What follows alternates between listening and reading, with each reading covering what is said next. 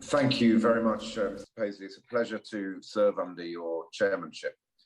My thanks go to the member for Folkestone and Hythe for securing this extremely important debate and for all the excellent work that he's been doing on this issue over the years in various roles.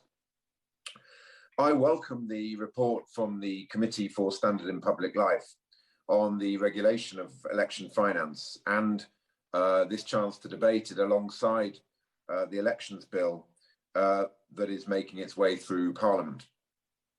The elections bill, of course, includes 5 core measures to improve and tighten the important components of the political finance framework, namely fairness, transparency, and controls against foreign spending.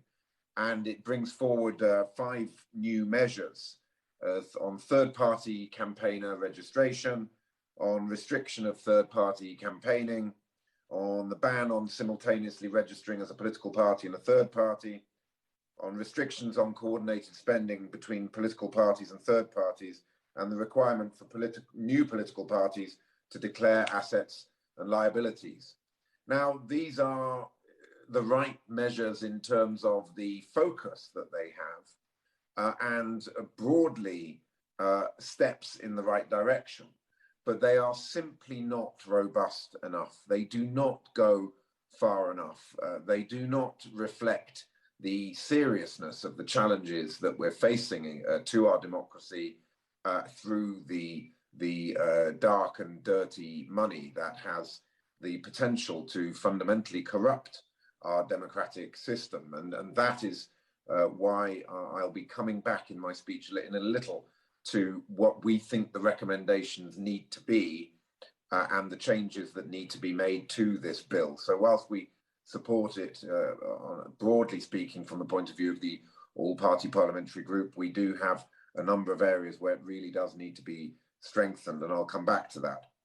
But a bit of extra sort of context on why we think this debate today is so important, and it's because for far too long we've taken our democracy for granted. We've been complacent, and our complacency has allowed malign forces to subvert our rules and undermine our institutions. And this is not just a British phenomenon, of course. Dark money and dirty data is a real and present threat right across the West. The work I've been doing over the past few years in my role as chair of the all-party parliamentary group on electoral campaigning transparency, in partnership with Fair Vote, has been to focus on British democracy and on how we can make sure that we have our own house in order with a system of election finance regulation that is resilient to hostile threats and is fit for the 21st century. We launched a report, Democracy in the Digital Age, in January 2020. We think it was the first real attempt to step up and meet the challenges around finance and transparency. And it's perhaps a sign that Parliament, we hope with this bill, we're finally waking up and realizing that our democracy is actually under threat and that we must do something about it. Of course, many of the revelations about just how flimsy our defences were brought to public attention following the EU referendum campaign and through the prosecutions in some of the general elections we've had in the past 5 years. But our APPG has always been very clear that we are about looking to the future rather than looking back at the past. We're about protecting the soul of our democracy for generations to come, of course, learning from the lessons of the past, but recognizing we have to be resilient for the future. And let's be absolutely clear, there is a real problem with election finance. The Electoral Commission was established at a time when political campaigning centered around door knocking and leafleting. It's an analog regulator in a digital age. Digital campaigning and online political engagement have revolutionized politics. So it's critical that the Commission is given the tools and the resources it needs to make it fit for purpose in the 21st century. Crucially, the Electoral Commission does actually recognize this. Its leadership has openly acknowledged that the Commission lacks resources and bite. Paltry maximum fines of £20,000 are really just the cost of doing business for some of the very wealthy funders that we're dealing with, while a lack of prosecuting power means there's little deterrence for those who are all too ready to break the law. It does give us confidence to hear from the Committee for Standard and Public Life report that the majority of contributors expressed confidence in the Commission as an independent, non-partisan regulator, including those who see room for improvement in how the Commission carries out its role.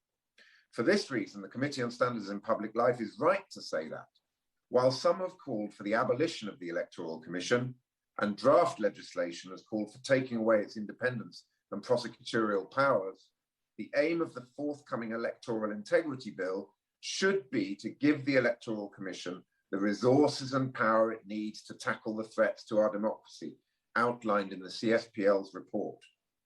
What is deeply concerning is that for the first time, a majority of the members of the Speaker's Committee on the Electoral Commission are from the governing party.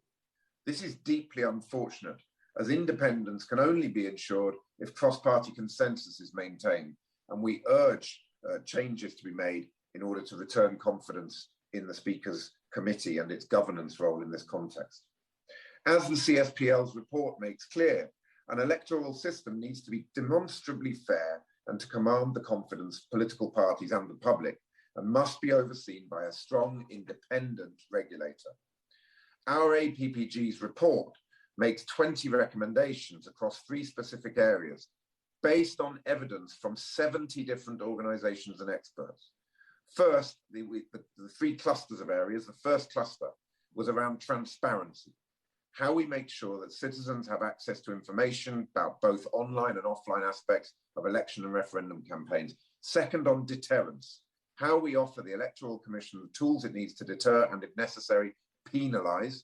And third, on monitoring, how we ensure there's a process to review whether campaign laws are up to date and can be reformed when needed. We believe these are the 3 key ingredients to ensuring the public feel confident the system works. But focusing specifically on campaign finance regulation, our recommendations are: the election bill needs to be amended according to the following recommendations. All donations should be regulated by reducing permissibility check requirements from £500 to 1 pence for all non-cash donations. Increase transparency and regulation of local candidate financial reports by shifting oversight to the Electoral Commission. Streamline national versus local spending limits with a per-seat cap on total spending. Modernise spending regulations by instituting per annum spending limits. Standardise financial reporting. Require corporate donations to come only from profits reported in the UK. Third-party political organisations and political parties should complete an exit audit after an election period. And finally, include valuations of data set costs in spending regulations. These recommendations must be taken seriously by the Minister. I hope she will be open to amendments accordingly. Over the past year, we have been seeking to gain support in Parliament, and we are looking to lobby the government as well as those in Cardiff and Holyrood, and we continue to make progress on these fronts. But I wanted to finish by saying this. All around the world, democracy is in retreat. Authoritarian regimes outnumber democracies for the first time since 2001, and they're on the rise. Britain must be at the forefront of the fight to defend democracy, to stand up for human rights and international law. But if we are to be effective and credible in working with our allies to do this, then we must start by defending democracy at home. We must get our own house in order. It's our job to build processes, systems, and institutions that inspire trust. It's our job to clear away the fake news, the dodgy data, and the dirty money that's polluting our system. It's our job to save our precious democracy and to safeguard it for future generations. Our most dangerous enemy is complacency, and I will continue to work with colleagues across the House to make sure that Parliament is complacent no longer. Thank you, Mr. Paisley. Thank you, Mr. Kinnock.